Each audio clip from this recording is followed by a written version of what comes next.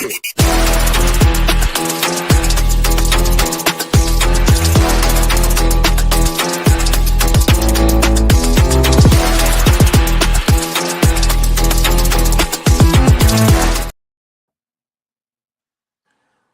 up, though? This is your boy Mike D, host of Wrestling for the 313, and we got a cool episode today. My guest is he got his own podcast. You can catch him on YouTube. He's also on Facebook, TikTok.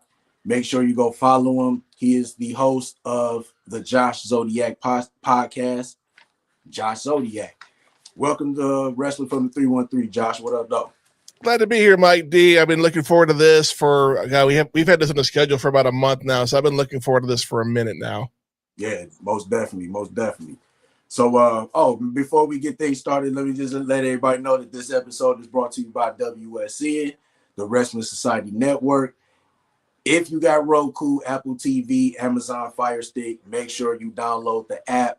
They got tons of wrestling content, a lot of stuff that's cool that you enjoy. And make sure you go to their Facebook page too. Brady, one of the CEOs from WSN, made some major announcements last week. So if you see that video, make sure you watch it. A lot of cool stuff coming from WSN. Shout out to everybody over there at WSN as well. So Josh, let's get things started. So before you even started a podcast or started the whole Josh Zodiac persona, when did you become a fan of pro wrestling? I became a fan after WrestleMania 2. I was flipping the channels one morning, and I saw the Macho Man cutting one of his infamous promos. I think it was the Cream of the Crop promo, as a matter of fact, if I remember it right. He cut that little promo. He was bigger than life, just flew off the screen. I'm like, what is this? And I was hooked just that quick. And then I found out later on that there was not just WWF at the time. There was independents that they would show. I'm from Texas originally, so they would have some of the stuff up in Dallas, the Von Erichs, the Fabulous Freebirds, Gentleman Chris Adams. They had all these names people probably don't even know anymore because it's so long ago. And I've been there since the golden era was there, for the attitude era, the ruthless aggression. I've been there for all of it. And I was not a WCW guy. I didn't switch back and forth in the Monday Night Wars. I was true to the WWE, and I always will be. So we got to be around the same age, because that's around the time I started watching wrestling. Like, I want to say probably like WrestleMania 1 or 2. I do remember Mr. T and Hulk Hogan tag teaming.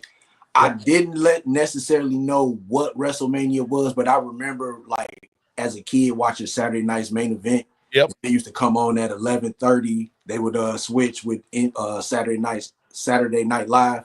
Yeah. And, I just remember them always talking about WrestleMania.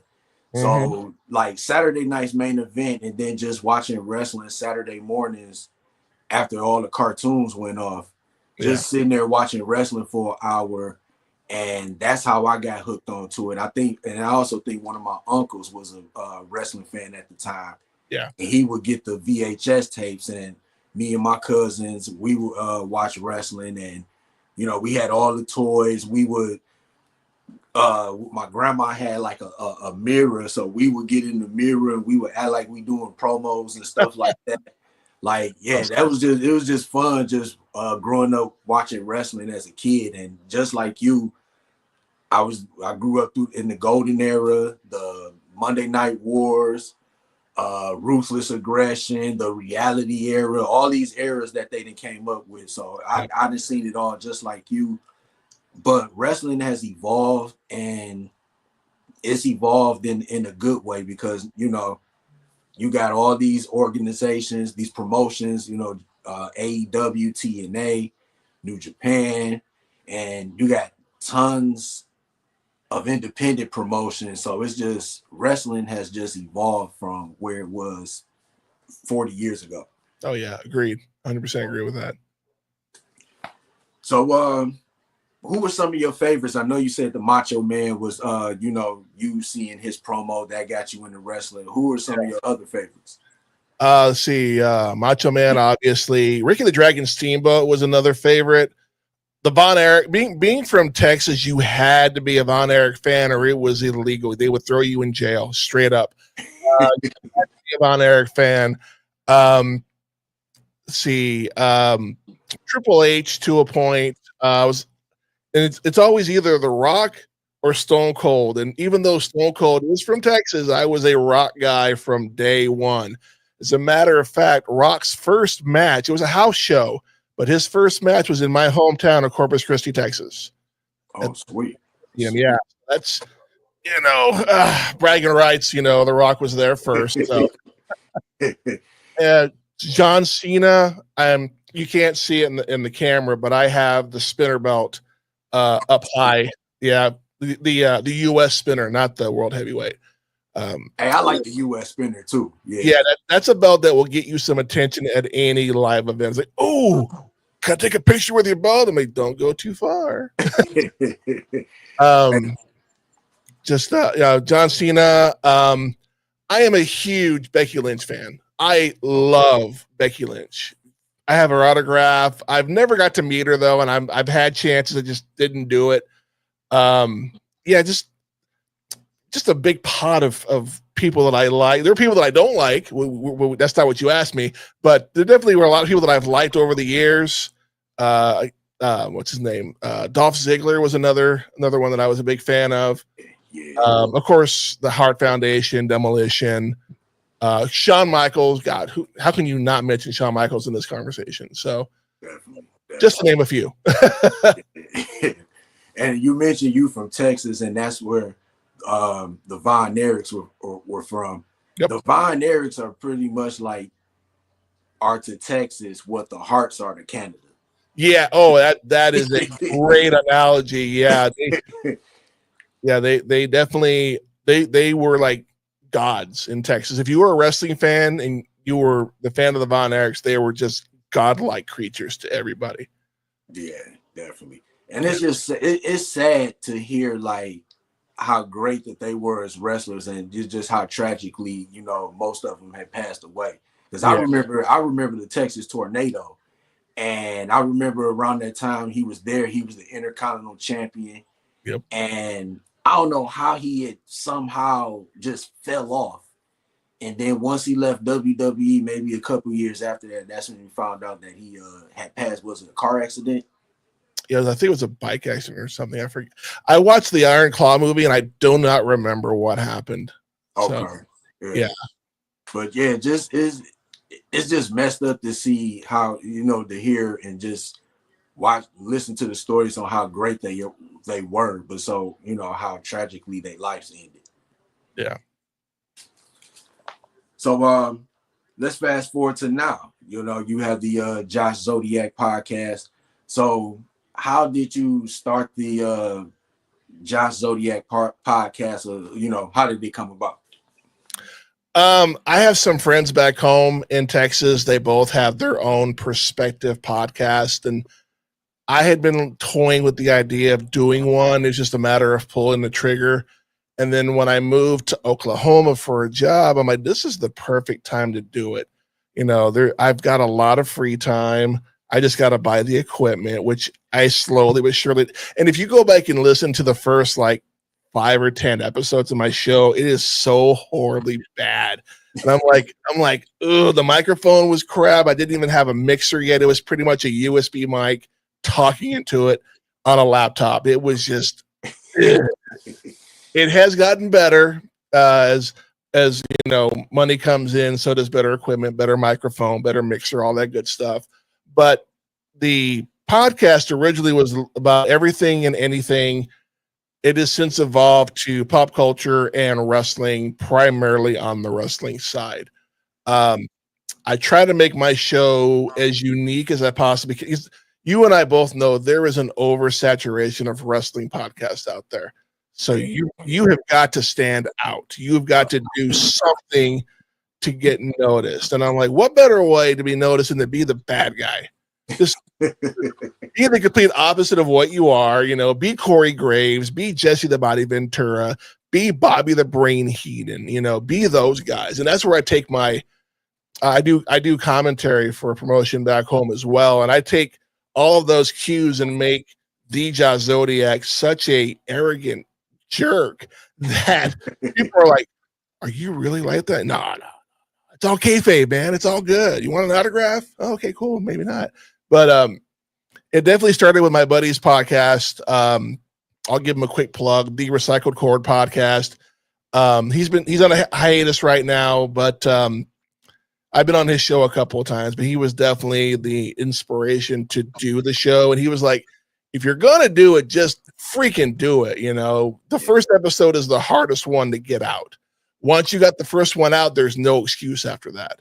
So, yeah. And you know what? It's funny because when I had thought about doing podcasting and stuff, like I was always interested in it because I think it's cool that you just sit around and just talk about stuff that you like. I like wrestling and I like sports. So it was just like, what type of podcast can I start? And I just said, you know what, I'm gonna start a podcast. Originally, I had called it the Too Sweet Podcast. And I would record it. I did it through the Anchor app that they have on the iPhone app. So yeah. I was doing my podcast through that. I think I did maybe like 4 or 5 episodes, and then just working, kind of just lost that consistency, that focus at that time. Mm-hmm. And then maybe like a year or two after that, I was a host on the Friends of the Square Circle podcast. Shout out to Crander Q. I was a guest on his podcast. And from there, that's when I started getting that itch. I'm like, you know what? I want to do this. And after I did his episode, me and him we've been talking since then. And he always, just gave me tips to, what to do, starting a podcast, how to push it and stuff. And I just had to do it. I did my first episode from my car. Because I was always procrastinating with doing a podcast. So I was like, you know what? I'm just going to pull up into the parking lot like an hour early. I'm just going to turn on. I'm just going to put my phone on and I'm just going to talk about wrestling. And since then, it's just been a cool journey. You know what I'm saying? I've had wrestlers on my show, podcasters, content creators, owners of promotions, and I'm just trying to grow from this. You know what I'm saying? It's just like we living in an era now where it's just like it don't always have to be about a 9 to 5. You could do something like this, and that one episode could catapult to something big. So, and like you said, wrestling podcasts wrestling podcasts are like rap mixtapes right now. It's a whole bunch of them, you know what I'm saying? But it's like you said, you got to stand out, you got to do something different, and you just got to be a person that people want to listen to. That's all. Yeah, agreed. I was gonna say you said rap mixtape. I'm like, how did you know I remixed Ice Ice Baby? Don't tell nobody.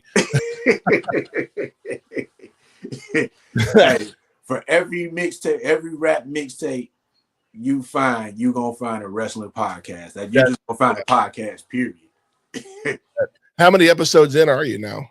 I'm pushing, I think this episode will be 45. Really? Wow. Okay.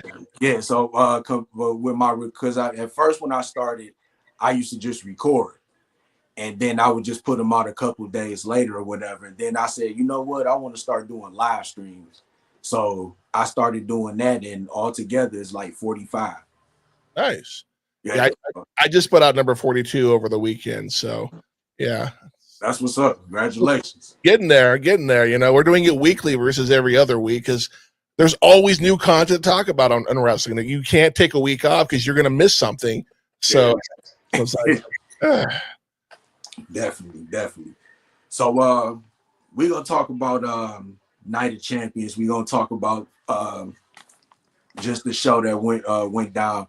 But first, I just wanted to talk about the whole concept of Night of Champions and the King of the Ring. I'm gonna start with Night of Champions first. So basically, the pay-per-view, if anybody is not up on what the Night of Champions pay-per-view consists of, or the PLE, it's basically supposed to be a match, a PLE show with all the champions defending their titles. So it seemed like, I don't know if they did it last year, if they all the matches were championship matches, but this year it wasn't. But in the past, they used to do it like that. So I want to ask you, do you think that they should keep this PLE going, or what's your thoughts on it? See, I was disappointed because they had 2 female championship matches on SmackDown the night before. They had the U.S. Women's title, and they had the women's title with Tiffany and Nia Jax. And I'm like, I get it. You're in Saudi Arabia. The rules are a little bit differently. But why every title on Night of Champions should be defended on that night? It's called Night of Champions. Now, that being said, King of the Ring needs to go back to the original format, that you have a tournament style show, and it can even be just the quarterfinals, and you have other matches in between. Yeah. And then the winner of the King and the Queen, obviously, not only do they get a shot at SummerSlam, but you have a storyline like they used to do with King Booker, the Macho Man, Stone Cold, Sheamus, even. They wear a crown, they come out like they're better than everybody, and it would be such a refreshing thing to bring it back, to have it its own PLE. It could take place of another. You could have it earlier in the year, you could have it later in the year. It doesn't really matter. But Night of Champions, just championship matches. King of the Ring should be nothing but King of the Ring matches. You can even have it like a Saturday Night Main Event type of thing, where you have 3 hours to play with. Okay, cool. We have 8 matches, including the finals. Let's make this happen. I agree, and that's the thing. And it was just because, like you said, you have 2 women's title matches on SmackDown, and then I think the tag team champions on SmackDown deserve a match on a PLE, because they got screwed out of a match of what was that, WrestleMania weekend, when they had the ladder match that Friday or whatever. And I totally agree with you. I think that should have been one of them PLEs where it should have been like 10 matches with every championship on the line. I definitely agree with what you said about the King of the Ring. They should go back to the old format where it was like some of the matches were basically like you said, the quarterfinal matches all the way up into the finals. I wasn't really mad at the King of the Ring being on Night of Champions. The only thing with the King of the Ring is, now that the winner gets a shot at SummerSlam, is that are they going to use that to elevate stars like how they used to in the past? Look at what it did for Stone Cold. Look at what it did for Triple H. Even Bret Hart. You know what I'm saying? So with that, with it having that stipulation, and it's basically being like a baby Royal Rumble now, a tournament style Royal Rumble. Do you think it's going to take away from elevating maybe somebody like a Carmelo Hayes or Ludwig Kaiser or Braun Breaker, or you know what I'm saying? What's your thoughts on it? And it's funny you mentioned that, because when I saw the men's tournament bracket and I saw that Cody was on one side, Randy Orton's on the other, and I went, Randy and Cody, finals. Called it. Boom, it's done. And my thing too is that when you have opportunities like that, the Royal Rumble, the Money in the Bank, even King of the Ring now, they are to give opportunities to up and coming stars, not established. Jay, and we'll talk about Jay later, I'm sure, but the whole Cody and Randy in the finals, nope, sorry, I'm not buying it. And Cody is so overbooked right now. He's almost like he's Hulk Hogan. It's so sad. I'm like, dude, you had a year. You had 2 years, actually. You won 2 Rumbles. You had the belt for a year. You won the freaking what that freaking ring that he won last year in Saudi when the crown jewel. When he beat Gunther clean. Yeah. I'm like, what? Okay, whatever. Any other day, Gunther would have wiped the floor with Cody, but I feel like Cody has been so overbooked that I'm so tired of seeing him. I wanted to see Randy get number 15, but I would have preferred somebody else like a Braun Breaker or a Bronson Reed step up and get. But it wouldn't have made sense for that because Seth Rollins has the freaking Money in the Bank belt. I can't stand Seth Rollins, but that's a whole different story. But the fact that they were giving it to either Jade or Asuka, yeah, you should. Asuka has had a very long drought without a title, and I think she's more than deserving of a title run right now. Yeah, and with the Queen of the Ring finals, even though Asuka was in the finals and she's been a world champion before, I wouldn't have minded if she won it, and I was surprised that she didn't win. You know what I'm saying? But it's like, we saying here right now that the tournament has always been used to elevate somebody that hasn't been a champion. Yep. And I honestly think that Jade didn't need the tournament. I think that she has enough star power, and I won't necessarily say she's put in the work. She's put in the work, but I think her winning the tournament kind of helped her out a little bit because she got that big win over Asuka. I don't really think she's had any real big wins so far, as far as like one-on-one matches. And not just that, but I think Jade is still a little green. I still don't think in the ring she's not ready. I know she wasn't injured; she was at the Performance Center which is fine. I want my talent that I'm watching to be safe. And even as we saw with Liv Morgan, even when you're being safe, you can get hurt. That was nothing on Kairi Sane. That was all Liv Morgan trying to protect herself. And, threw out my shoulder. And I have a theory about the Jade Cargill. When she has the match against Tiffany Stratton, Jade is going to win, but Naomi is cashing in. Yep. I called as soon as Jade won. I'm like, dude, that's what's going to happen to SummerSlam. It's going to happen, and the crowd is going to go freaking nuts because that's what they want. Yeah, and I could possibly see Naomi's going to have a nice little run when she does cash in.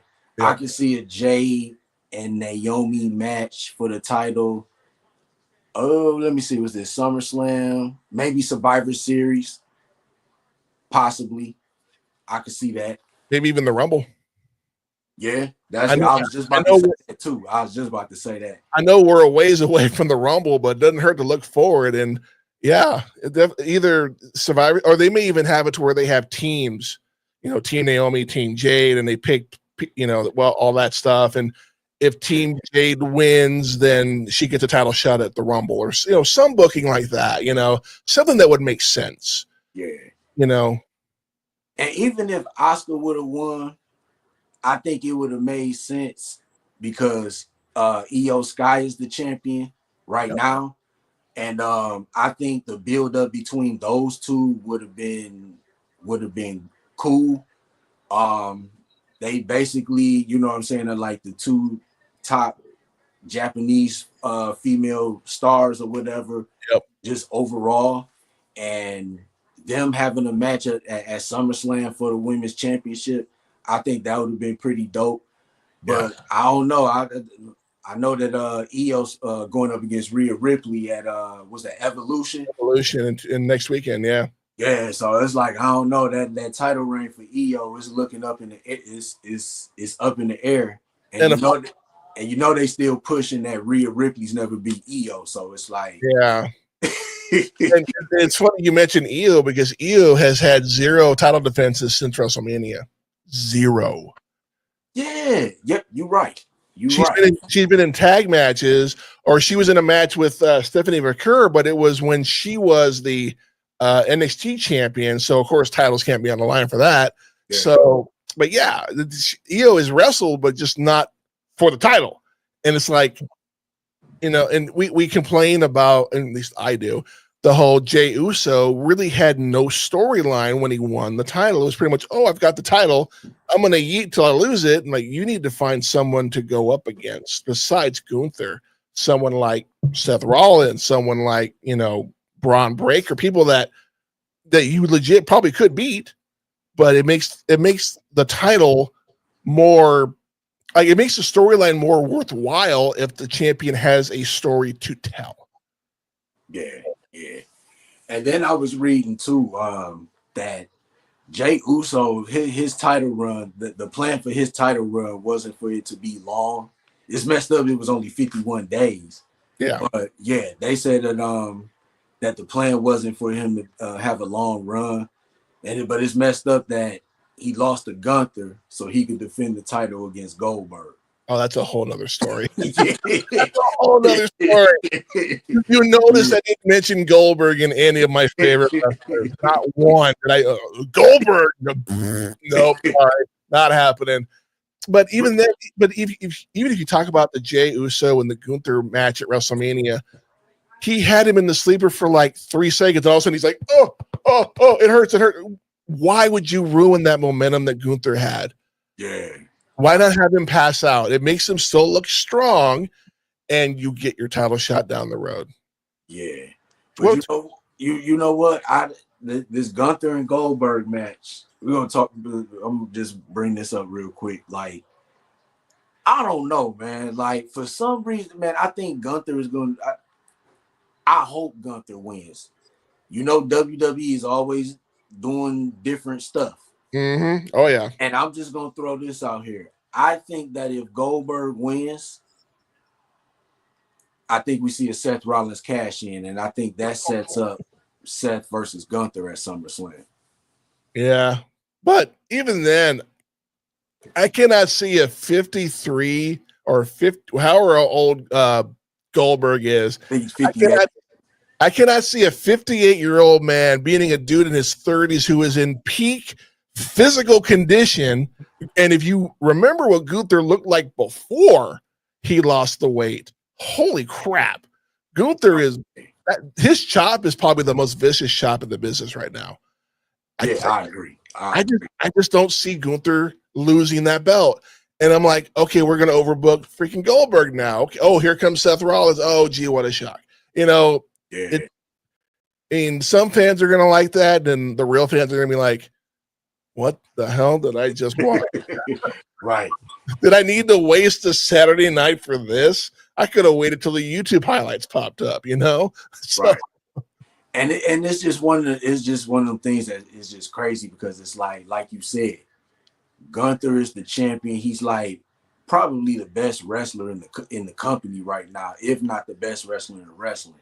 Yeah. But then it's Goldberg's last match, and no telling what he wants to happen or whatever. You know what I'm saying? It's just one of the things, depending on what type of power he got backstage. Yeah. It's like, hey, I want to win this. Okay, if I win this, then I do this, or you know what I'm saying? It's one of them things. Like, WWE has done stranger things. Oh yeah, that's true. And you got to remember when Goldberg came back against Brock Lesnar, he beat Brock Lesnar in a couple of seconds. Which is complete crap. I mean, I'm sorry. Brock is bigger than me. I'm 6'6", 350. Brock Lesnar would suplex me to Suplex City so freaking fast. Oh, God. Yeah. Yeah. But I just got a text from John Cena. He said the whole leaving with the title is his gimmick. Stay in your lane, Goldberg. So we already have that guy. We don't need another one. Right. So we talked about the King of the Ring, the Queen of the Ring format. Let's talk about some moments that happened at Night of Champions. What were some of your favorite moments or moments that shocked you? Jade winning will be top of that list. Jade, I honestly did not think Jade was going to win, and when I saw her put her in her finisher, I went, "This match is over." And we were live streaming it on a buddy of mine's podcast, and I'm like, "Dude, this match is now officially over." And you know, what can we do? The end of the Cena CM Punk match is Seth Rollins is so blind with hate for CM Punk that he'll do whatever he can to screw him out of a title. Right. And that's legit heat. It's not like it's kayfabe. No, Rollins legit hates Punk. And I kind of get it, but CM Punk was a different dude 10, 12 years ago. He's a different dude now. He's trying to entertain the fans. And the fact that the fans were chanting his name for 10 years. 10 years we were in his mind. He was living in our mind rent free. And when he finally came back, that pop at Survivor Series was unbelievable. Yeah.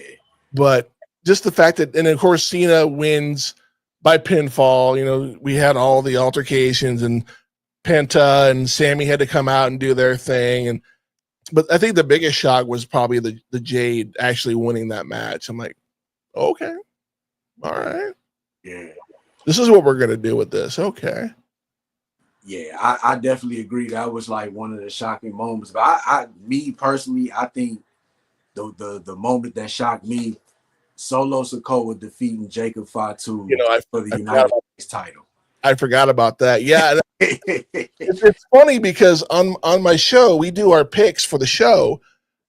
I was 0 for 6 for the show. I have never scored a goose egg in the show. I always get 1 or 2 right. And even that match, I'm like, what the hell? What? Okay. After the fact, I'm like, okay, I get what they're going to do. They're going to do this whole bloodline thing again. We're probably going to get a Survivor Series match down the road. Yeah. But it aggravates me that I had legit picks, legit reasoning, and people at TikTok are going, no, that makes sense. And then 0-6. And I'm like, I quit. Here's my microphone. I'm out. No. But you take the good with the bad on that one. Yeah. But you know what? I'm not mad. For 2 reasons, I'm not mad that Solo Sikoa won the United States title. One, because I think he took too many major losses. He tried to get the world title when he was leading the bloodline. He couldn't do that. Then he tried to become the tribal chief. Yep. And lost to Roman Reigns. So that didn't happen. And then I think now that they starting to kind of like bring everybody back together, Hukuleo is now in WWE. Yeah. Tonga Loa just came back. Tama Tonga will probably be coming back soon. Yep. So now that they're bringing all these people, they're coming back or they debuting, you got to kind of put something on him to kind of give him that okay, I'm the boss, I'm the leader of the group, so you got to kind of put that title on him. And honestly, Jacob doesn't need it, you know what I'm saying? But it'd be cool to kind of see him kind of chase Solo to try to get the belt back. But it's gonna be interesting to see who aligns with Jacob, because I think Jimmy's is gonna align himself with Jacob. Oh yeah. I don't necessarily think they need Roman for this story, because Roman still got things to settle with Paul Heyman, Seth Rollins, Braun Breaker, and maybe CM Punk. So that's why I don't think Roman makes sense for this story. I could possibly see Jay getting in the mix. Yeah, definitely. Or I could possibly see whatever Fatus they about to sign or they got in NXT, I could see them getting involved in it. And the second reason why I think why I'm not mad at Solo winning, I think he deserves it. I think he's put in the work. Yeah. I think he's right now on SmackDown. I think he's like one of the best heels on the roster right now, him and Naomi. Naomi is killing it as a heel. And I think Solo's getting better.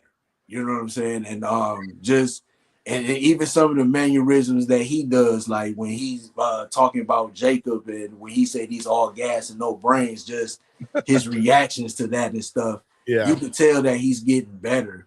So when he beat Jacob, I think it was kind of surprising, but it was kind of time also for Jacob to take that first loss too. And not only that, but the fact that they had like outside people when the referee was distracted or bumped, that Jacob lost only because he was outnumbered. He didn't win clean, which he still looks strong going forward. But it's like I get, again, I there's always a bigger picture.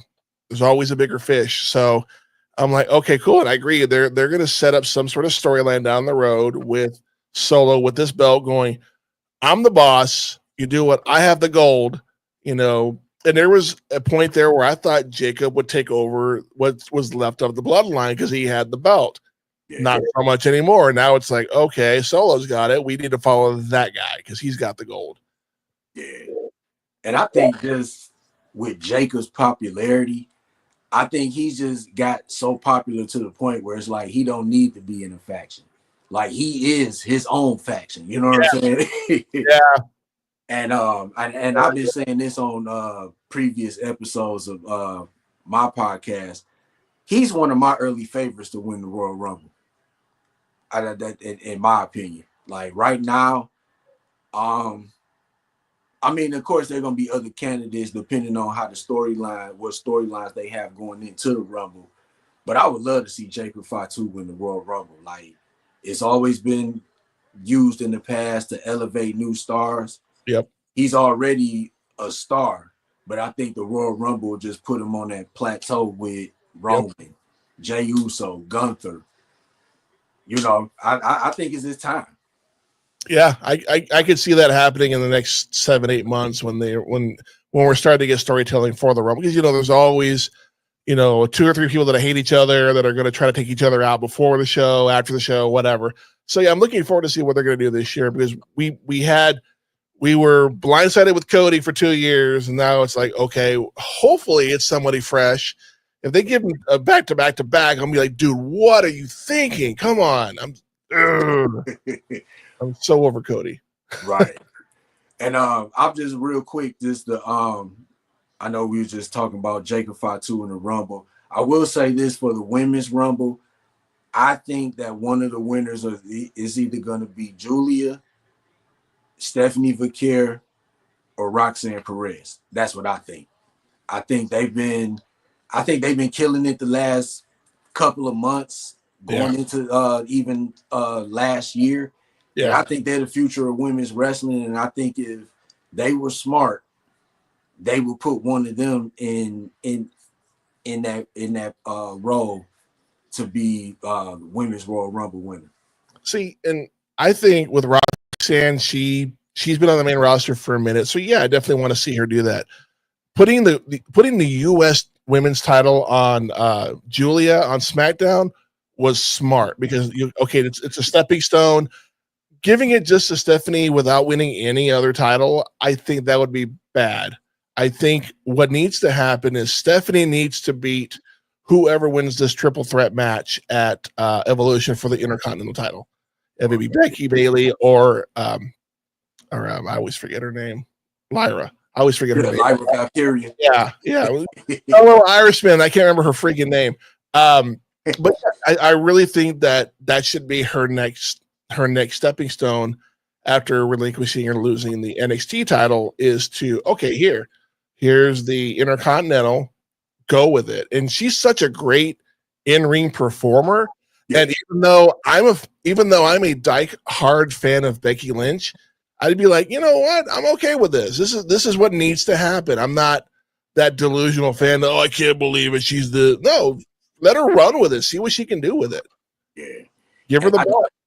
And I definitely think that if you, like you said, putting the U.S. title on Julia, I had no problem with that. Nothing against Zelina Vega. I think they gave it to her because I'll say she put in the work. She's put in the work. She was the queen of the ring, but even kind of like after that gimmick kind of died out and she tried to do her thing with the LWO, like she's been putting in the work to try, to get better and kind of, move up in the ranks with the women's division. Yeah. But I'd rather see Julia as the U.S. champion. And like you said, put the Intercontinental title on Stephanie Vaquer and just let them wear it for a while and just put some prestige on the belt. Oh yeah, definitely. And I think the Zelina Vega U.S. title run had the same fatigue that Jey Uso had with his title reign. She really didn't feud with anybody except for Chelsea Green. Yeah. and her little group of cronies. I'm like, okay, who else? I mean, granted, the female roster on SmackDown is very light, just like it is on SmackDown. But it's like, so bring some women over from Raw and have them have the belt there, and then put them right back. Yeah. So, but yeah, the Selena Vega title reign. I was glad she got it, but it's like, okay, you didn't do anything with it, so cool, yay. Right.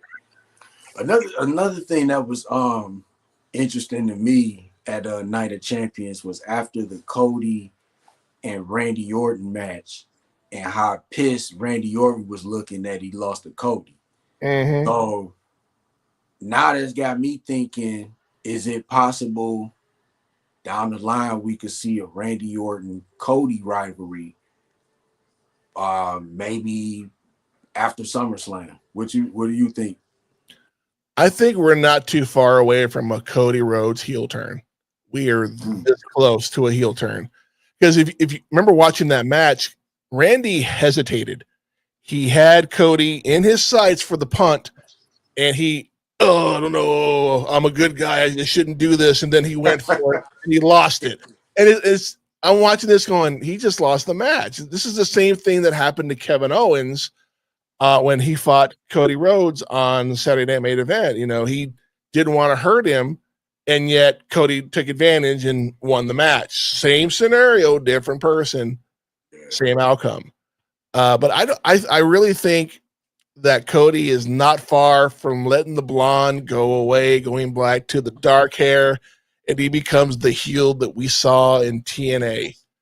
And I want to see heel Cody, because heel Cody is amazing. So you think they'll turn Cody heel before they turn Randy heel again?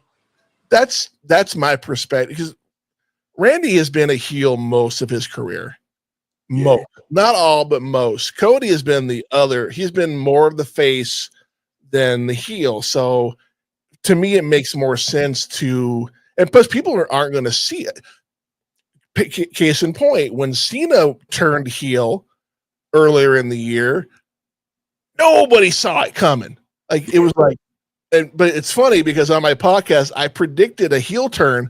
I was just a month too late. I thought it would happen at WrestleMania, and it happened at Elimination Chamber, and I'm like, oh crap. Yeah. Well, I saw it coming, but just not the right time. So, but even with Cody, people would not, Cody turned heel, but we have too many heels right now anyway. So I'm hoping it's not for a while. Yeah. At least until a Rumble anyway. Once Cena's retired and has taken the belt with him, and the Never Seen 17 is in the horizon. So do you think I know Cena's been talking about this in his promos, that retiring the champion and taking the belt with him. Yep. Do you think WWE will let him do that? I think Cena has put in enough time, blood, sweat, tears, and probably the most cashed in superstar of the Money in the Bank of anybody else. I think he's earned his dues. I'm just going to say that. This is a man who almost got fired and then saw them freestyling in the back of the bus. Stephanie heard that and goes, "Can you do that on TV?" Well, yes, I can. Dr. Thugonomics was born, and the rest is history. Just a little thing like that. And again, he's paid his dues. He's done his time. And again, like he said, he doesn't bury talent. He is the talent. And as you can tell, I am a huge Cena fan. I don't care what anybody says. I will ride that heel turn to the very end. I've been wanting it for so long. I finally got it. Yeah.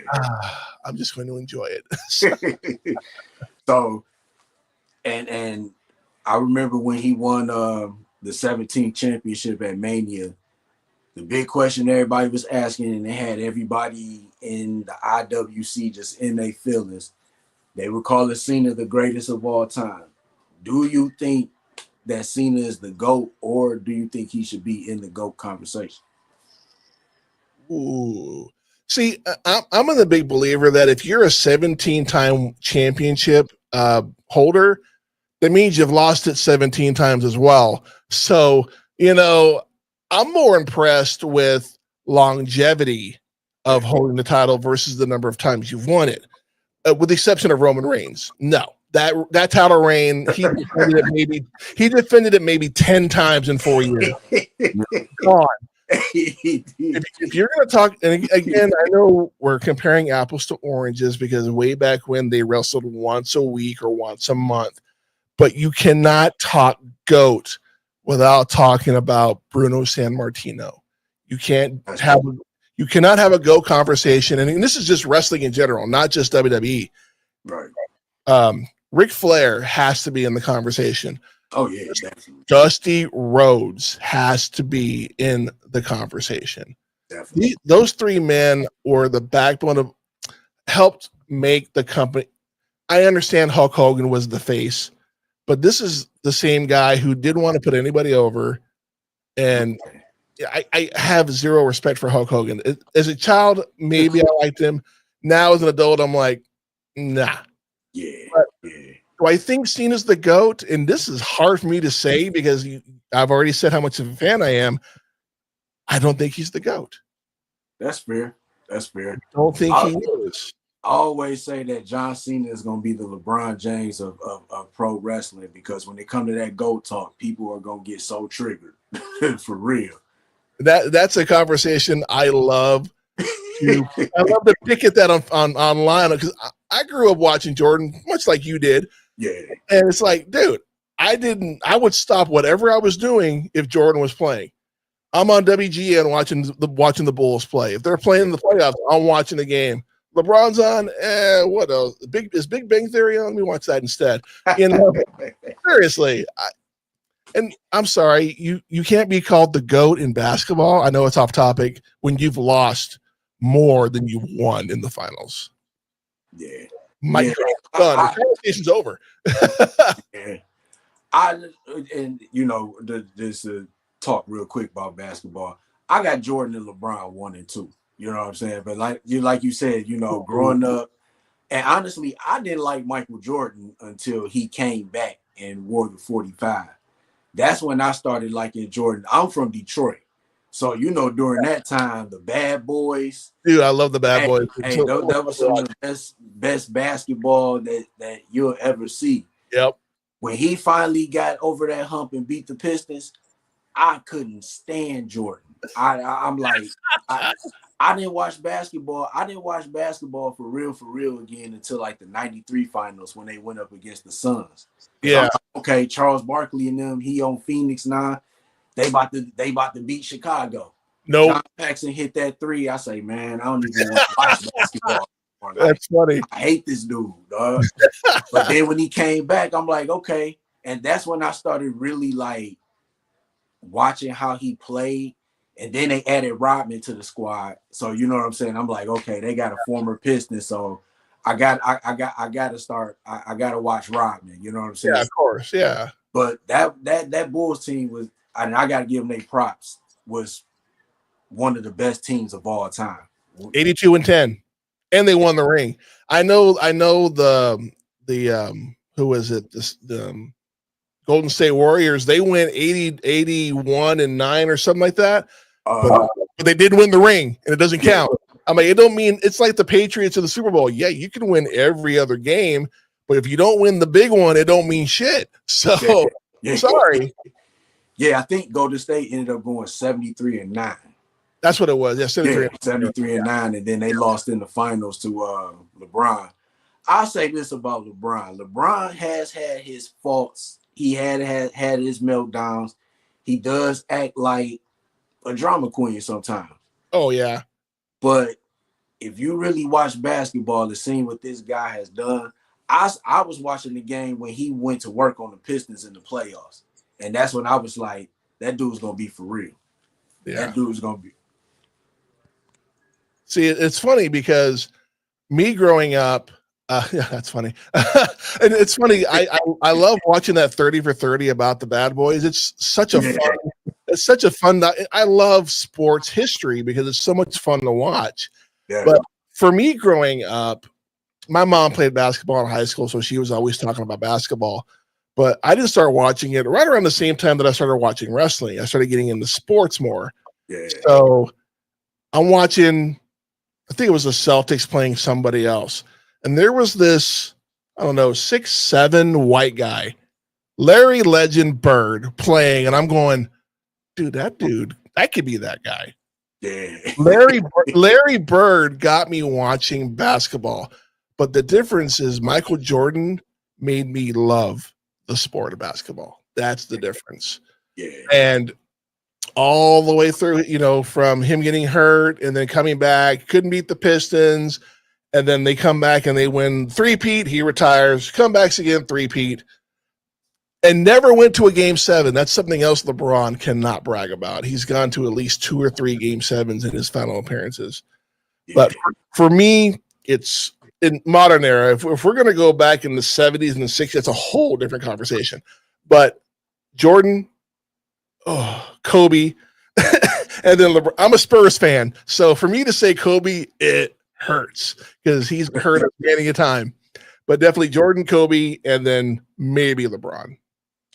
I just don't think LeBron should be in the top 5.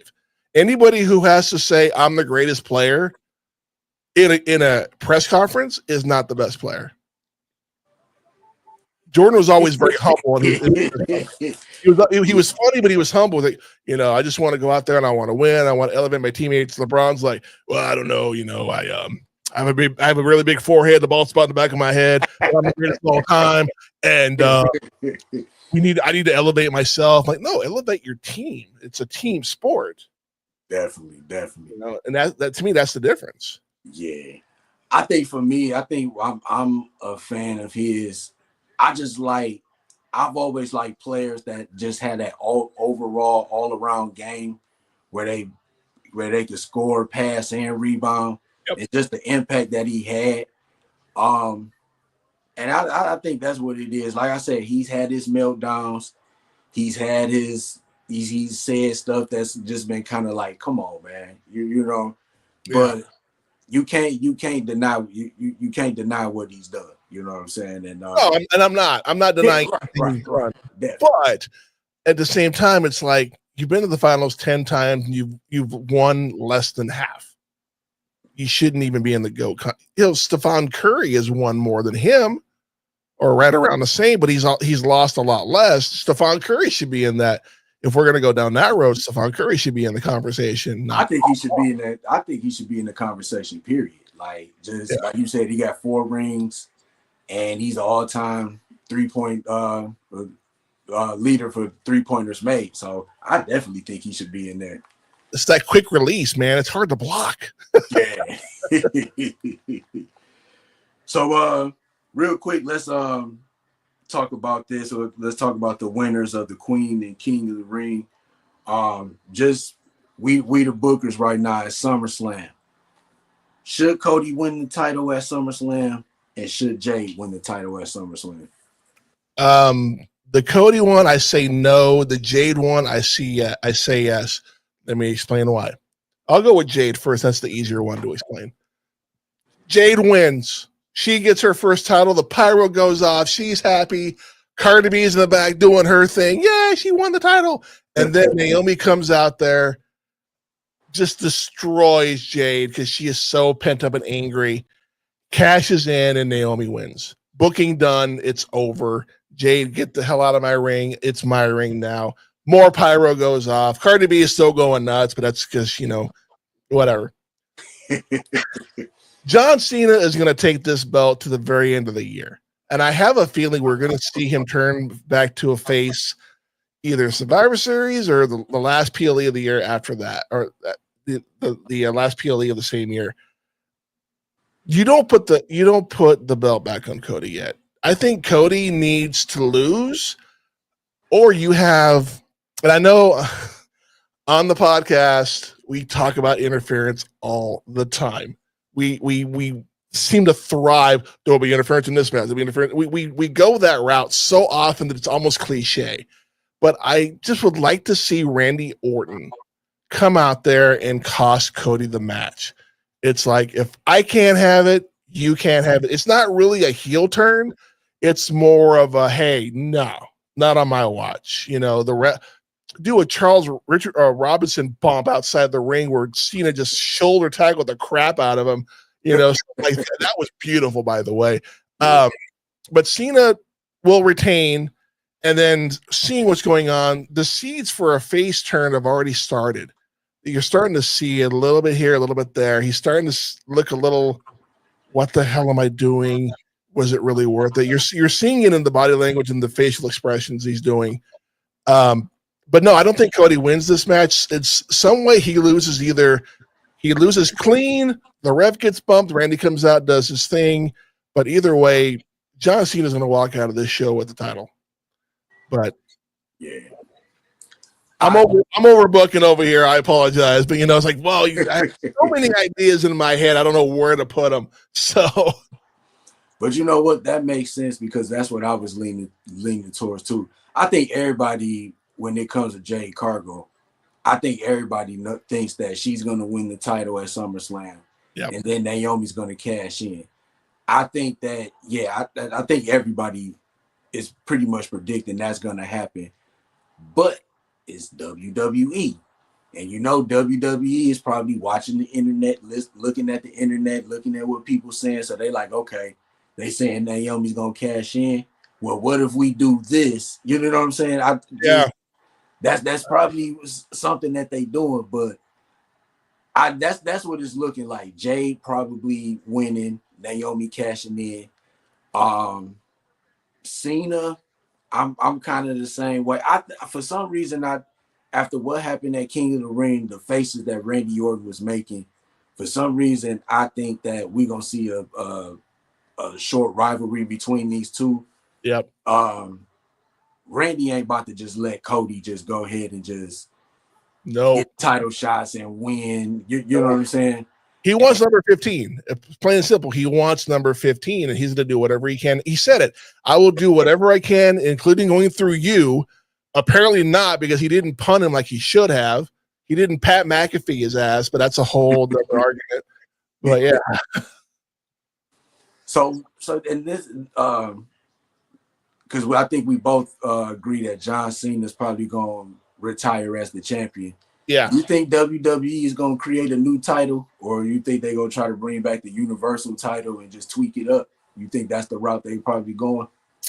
You know, I haven't really thought about that a whole lot. I mean, if he's going to retire that belt, which, you know what, fine. And then I would like to see them bring back the big gold. I have always loved that belt. Even in NWA, the history that belt has. Bring that back. They don't all have to look like toys. Seriously, they don't have to have side plate. Randy, you could change it up and make it look like it has the side plates and they put their name on everything. That's fine. If you want to change it up, that's one thing.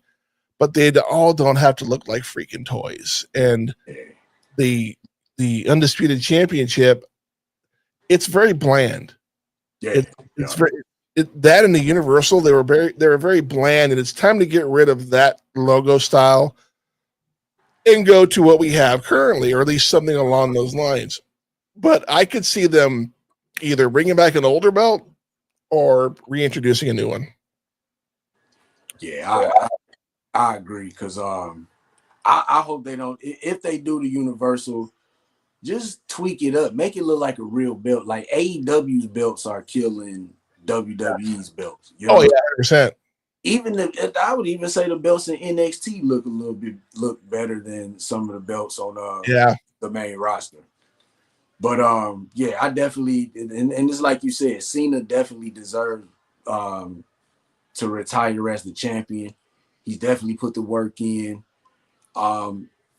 Like Cena's beaten everybody so far. Like after Cody Rhodes, who should his next opponent be? See, in a dream world, we would get Edge back for one match against Cena, but that's not going to happen. But it's one of those things where who else is there that he hasn't already beaten that's on? Oh shit, The Miz. The Miz has to be on this list somewhere.